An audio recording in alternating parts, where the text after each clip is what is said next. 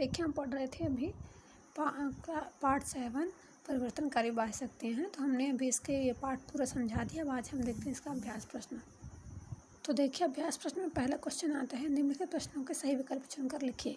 किस प्रक्रिया द्वारा चट्टानों के टूटे पदार्थ अपने मूल स्थान पर संग्रहित होते हैं? तो इसका देखिए 4 ऑप्शन दिए गए हैं हमको, अपरदन, परिवहन, अपक्षय और निक्षेपण। तो इसका सही आंसर क्या आएगा? अपक्षय। फिर निम्न में से किस क्षेत्र में पवन अपने कार्य संपन्न करती है? तो इसका आंसर आएगा मरुस्थलीय क्षेत्र में। मृदा को उपजाऊ बनाने में कौन सा तत्व महत्वपूर्ण है? तो इसका आंसर आएगा ह्यूमस। क्वेश्चन नंबर 2 देखिए, रिक्त स्थानों की पूर्ति कीजिए। जब कोई चट्टान बिना किसी रासायनिक परिवर्तन के टुकड़ों में टूट जाती है तो उसे भौतिक अपक्षय कहते हैं। ठीक है। दूसरा है, असमतल धरातल के समतल होने की क्रिया को तल संतुलन कहते हैं। 3rd नंबर का देखिए, हिमानी जो कंकड़, पत्थर, रेत आदि जमा करती है उसे हिमोड़ कहते हैं। नदी के निक्षेपण से गोखुर झील का निर्माण होता है। भारत में उड़ीसा के तट पर लैगून झील का उत्तम उदाहरण चिल्का नामक झील है। फिर लघुत्तरी में देखिए, नदी के 3 कार्य कौन कौन से? तो इसका आंसर मिलेगा हमको पेज नंबर 64 में। तो ये देखिए इसका आंसर ये है, अति लघु का पहला आंसर ये है, नदी के 3 कार्य निम्नलिखित हैं। कौन कौन से? अपरदन, परिवहन और निक्षेपण। दूसरा क्वेश्चन देखते हैं हम। तो दूसरा क्वेश्चन देखिए क्या है, नदी की 3 अवस्थाएं कौन कौन सी है? तो इसका आंसर हमें कहाँ मिलेगा? पेज नंबर 66 में मिलेगा। ये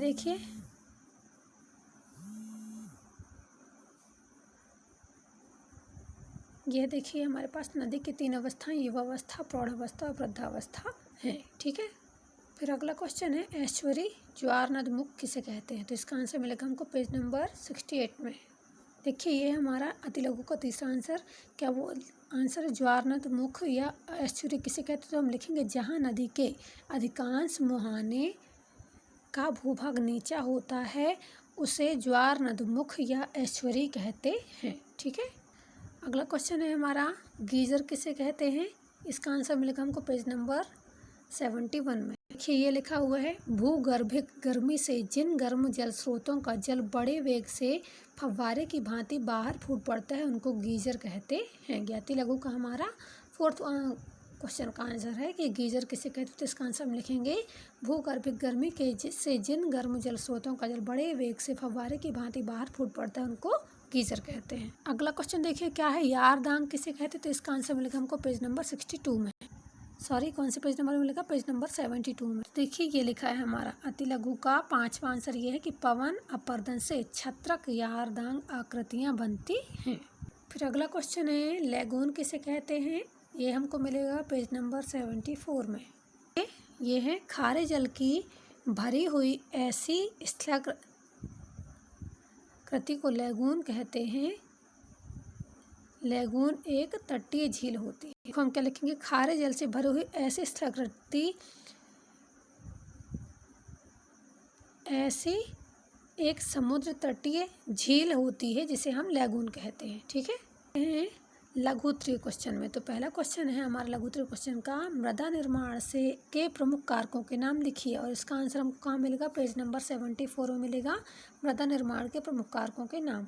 ये देखिए ये लिखा है हमारे पास, यहाँ से लिखेंगे हम, चट्टानों के अपक्षय और अपरदन क्रिया द्वारा मृदा का निर्माण होता है। मृदा निर्माण में सहायक कारकों में मुख्य है मूल चट्टानें, धरातलीय बनावट, जलवायु, समय एवं वनस्पति व जीव जंतु। ठीक है। तो ये हमारा लघुत्तरी का पहला आंसर यहाँ कंप्लीट होता है। अब हम दूसरा क्वेश्चन देखते हैं। दूसरा क्वेश्चन देखिए क्या है, अपक्षय किसे कहते हैं? अपक्षय के विभिन्न प्रकारों के नाम लिखिए। इसका आंसर मिलेगा हमको पेज नंबर 62 में।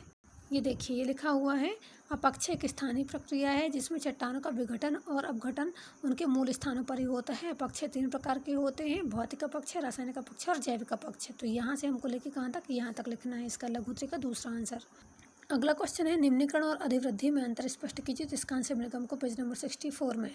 ये देखिए यहाँ से लिख देंगे हम पहले क्या लिखना है, निम्नीकरण तो अपरदन की प्रक्रिया द्वारा चट्टानों को घिसकर, खुरचकर या काटकर उनको अपने मूल स्थानों से हटा दिया जाता है। इससे ऊंचे स्थान धीरे धीरे नीचे हो जाते हैं। इस प्रक्रिया को हम क्या कहते हैं? निम्नीकरण कहते हैं। फिर इसी में लिख देना है हमको अधिवृद्धिकरण, तो लिखेंगे निचले क्षेत्रों या गड्ढों में अपरदित पदार्थों के जमा होते रहने से निक्षेप को निक्षेपण कहते हैं। अपरदित पदार्थ गड्ढों में जैसे जैसे भरता है उसकी ऊंचाई बढ़ती जाती है और इस प्रक्रिया को हम क्या कह देते हैं?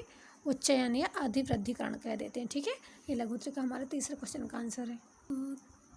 अगला क्वेश्चन देखिए है, वी आकार की घाटी का निर्माण किस प्रकार होता है? तो इसका आंसर हमको कहाँ मिलेगा, पेज नंबर 65 में। ये देखिए लघुत्री का आंसर, फोर्थ का आंसर ये हमारे पास वी आकार की घाटी। हमको ये पूरा यहाँ से लेके यहाँ तक लिख देना है।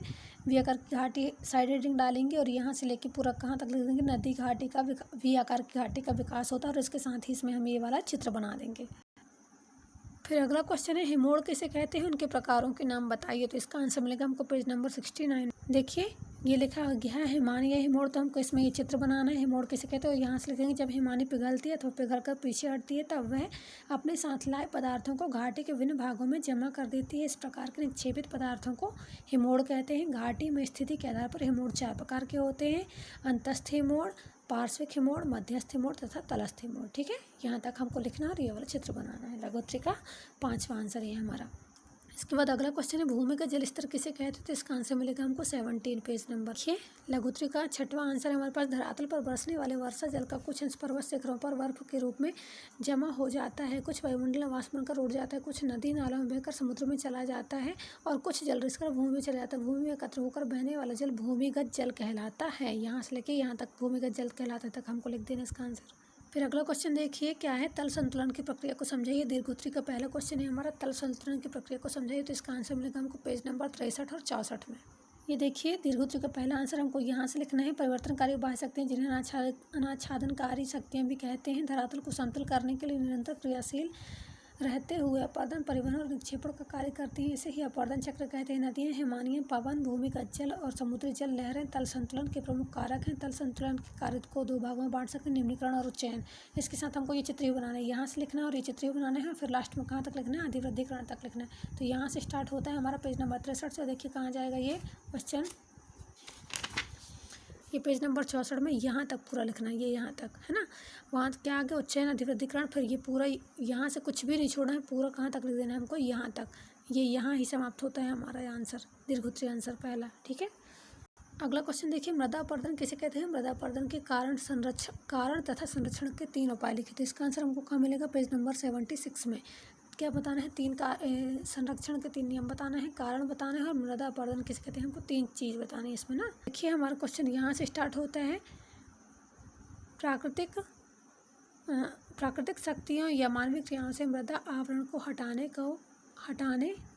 को मृदा अपरदन कहते हैं। फिर हमको मृदा अपरदन के कारण ये यहाँ से लिखना है पूरा, यहाँ तक कहाँ तक लिख देंगे, मृदा अपरदन के कारण यहाँ तक। फिर हमसे पूछा है मृदा संरक्षण, तो मृदा संरक्षण यहाँ से उठाएंगे और 3 उपाय पूछे हमसे तो हम यहाँ तक लिख देंगे। ठीक है, ये यहाँ तक भूमि उद्धार तक। फिर अगला क्वेश्चन देखिए क्या है, पवन अपरदन किस प्रकार होता है। पवन अपरदन से निम्नलिखित स्थलाकृतियों का वर्णन कीजिए।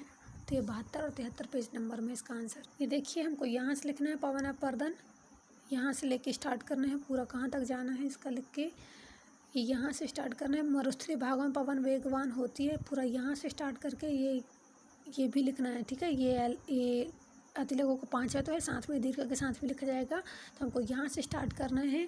फिर ये छत्रक का भी चित्र बनाना है इसमें, और इसके बाद इसी में कौन सा बालू और टीले, बालू के टीले का भी बनाना है। और इसका आंसर हमारा समाप्त होता है, और इसका आंसर हमारे यहाँ समाप्त होता है। यानी पेज नंबर कहाँ से स्टार्ट होता है, पेज नंबर 72 के फर्स्ट पैराग्राफ यहाँ से चालू होता है, सेकंड पैराग्राफ से चालू होता है और कहाँ तक जाता है ये इसका, ये पूरा डिटेल्स लिखना है। ये चित्र भी बनाना है, इसके साथ साथ फिर ये बालू के टीले का चित्र बनाना है और लास्ट में ये यहाँ तक लिखना है बालू के टीले का कि एक ही दिशा से हवा बहती है और ये वहीं बनते हैं। अगला क्वेश्चन देखिए, हिमानी किसे कहते हैं। हिमानी के प्रकार उदाहरण सहित लिखित। इसका आंसर मिलेगा हमको पेज नंबर 68 में। ये देखिए हमको यहाँ से लिखना है, खिसकती हुई हिम राशि को हिमानी या हिम नदी कहते हैं। उत्पत्ति क्षेत्र तथा स्थिति के आधार पर हिमानियों को 2 वर्गों में विभाजित किया जा सकता है, महाद्वीपीय हिमानी और घाटी हिमानी। और इनका हमको डिटेल्स लिख देना है, यानी यहाँ से स्टार्ट करो लास्ट कहाँ तक जाना है, ये घाटी हिमानी के यहाँ लास्ट पॉइंट तक जाना है।